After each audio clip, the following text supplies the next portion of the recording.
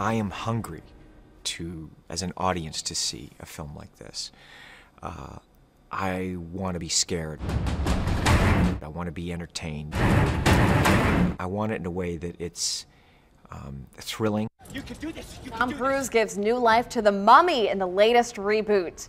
Movie writer Mike Scott with NOLA.com, the Times-Picayune, joins us now with more on that and his top picks for the weekend. Good morning, Mike. Good morning. So the Mummy, we were just talking about this. I remember watching the most recent Mummy movie, which was back in the 90s with Brendan Fraser as the star, right? Yeah, those were a hit. I think there were 3 of those. So they're making it again. Well, they've made it again with Tom Cruise. Right, yeah, and I'll tell you what, this one is almost a good one. This one almost works. It comes so tantalizingly close. It's different from the Brendan Fraser version in that it's set in contemporary times. Okay. Tom Cruise stars as a member of the U.S. military who, when he's not off fighting for his country, is doing some shady side activities, looking for ancient antiquities he can profit off of. Oh. And at the beginning of the movie, he unleashes a mummy's curse on the world. But you know, this is interesting because it serves 2 purposes. Not only is it rebooting the Mummy, this is the first movie in Universal Studios.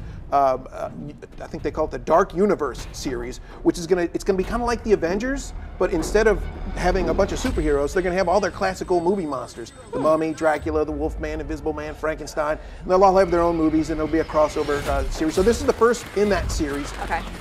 And the movie itself, it starts out strong. It's fast moving. It's got everything you'd want from a summertime blockbuster: one-liners, action, special effects. And then in the middle, it just bogs down as they set up that future franchise. And as I say in my review on NOLA.com and in the Times-Picayune, things move from the fantastical, which is good, to the ridiculous. And so that's where it loses me. If they just excise that middle 20, 25 minutes, they'd have a pretty decent movie. But as it is, it kind of drags along. Well, I guess people might be interested to see Tom Cruise in that, right? There's fun moments to be had, but it could be better. All right, what about this next film? It Comes at Night. Oh yeah, this is one a lot of people are interested in. This one. It stars Joel Edgerton as a guy who is holed up in the woods with his family, protecting them against an unnamed plague. And then he faces a moral dilemma when another family kind of shows up on his doorstep, wanting to be let in. And it's the first of many moral dilemmas he must face over the course of the movie.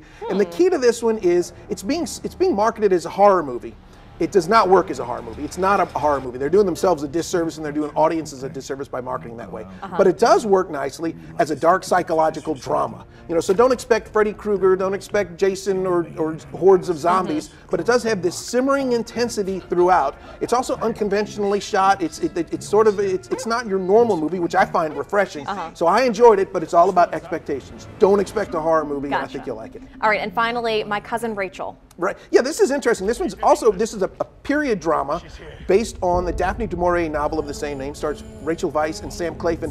And the story of a guy in early 19th century England who goes off to Italy to convalesce, where he runs into his distant cousin Rachel, falls in love with her, marries her, and then dies.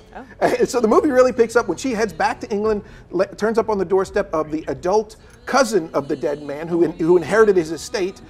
He's very suspicious at first of Rachel, and then he too falls in love with her. And so what we end up getting is this really cool cat and mouse game, not so much between the 2 characters, but between director Roger Mitchell and the audience. He kind of knows what you're thinking a step before you do, and then subverts that. So there are a lot of twists and turns here. It's got an ending that leaves a few questions, but I found it entirely satisfying. So if you're in the mood for period drama, recommend this one. All right, Mike Scott, thank you so much, as always. Glad to be here. At 8:46 now, let's get over to Shelby with a look at your Friday morning forecast. All right, thank you, Meg. And we are looking at tons of sunshine out there. Temperatures in the 60s and